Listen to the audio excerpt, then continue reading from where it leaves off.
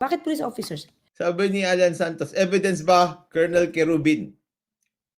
Napanood nyo ba yung sinabi ni Colonel Kerubin? Bobo lang ang magsasabi doon na si Mayor Magalong ang nag-iengganyo sa kanya na mag-coup. My goodness.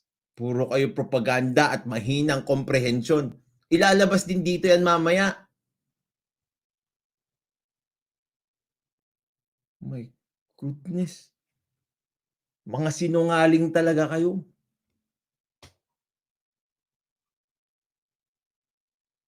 Si Colonel Kerubin, na-meet ko rin yan.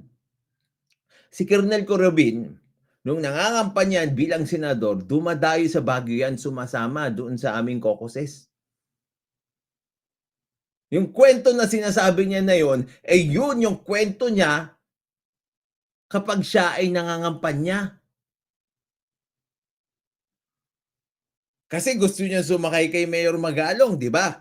Kasi nga, binoboto ng tao si Mayor Magalong sa Baguio. So sinasabi niya, pareho kami ni Mayor Magalong.